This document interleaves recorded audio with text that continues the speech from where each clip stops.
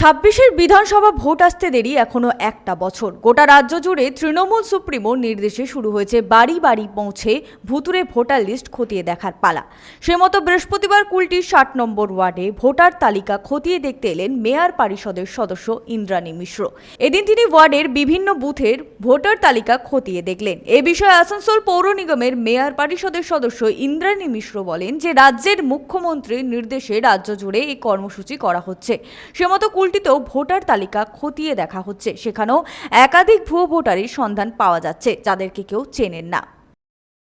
আমাদের মাননীয় মুখ্যমন্ত্রীর নির্দেশে আমরা বুথে বুথে বেরিয়েছি স্ক্রুটিনি করতে এবং আশ্চর্যজনকভাবে দেখতে পাচ্ছি উনি যা যা বলেছিলেন মিলে যাচ্ছে। আমরা আজকে ৬০ নম্বর ওয়ার্ডের ৯৮ নম্বর পার্টে আছি এবং আমরা দেখতে পাচ্ছি এমন এমন লোকজনের নাম উঠেছে যাদেরকে আমরা জানি না, চিনি না এবং লোকাল যারা আছে স্থানীয় মানুষজনও তাদেরকে চেনেন না। তো আমরা ওটা আইডেন্টিফাই করে রেখেছি।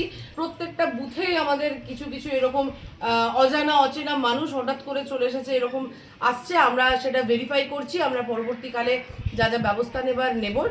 এ বিষয়ে পাল্টা কটাক্ষ বিরোধী দলের। বিজেপি যুব মোর্চার রাজ্য কমিটির সদস্য অমিত করাই জানান যে রাজ্যের মুখ্যমন্ত্রীর নির্দেশে ভুয়ো ভোটার খুঁজতে গিয়ে এটা নয় যে সনাতনী হিন্দু ভোটার বাদ দিতে হবে, আর সেটা যদি হয় তাহলে রাজপথে আগুন জ্বলবে বলে জানান তিনি। দেখুন, খুবই ভালো কথা, মুখ্যমন্ত্রী ভুয়ো ভোটার খোঁজার জন্য নির্দেশ দিয়েছেন, কিন্তু আমার বক্তব্যটা অন্য জায়গাতে।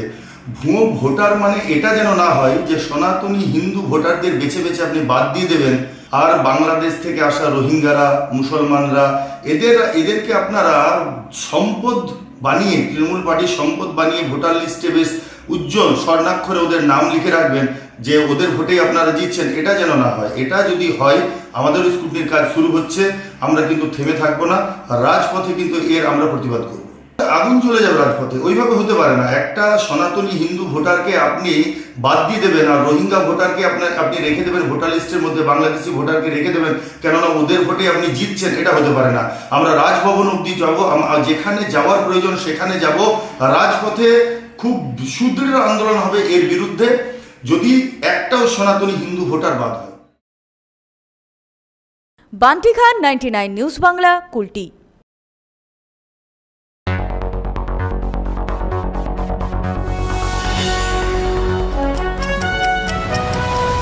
আপনারা দেখছেন 99 নিউজ বাংলা। বদলাবো আমরা।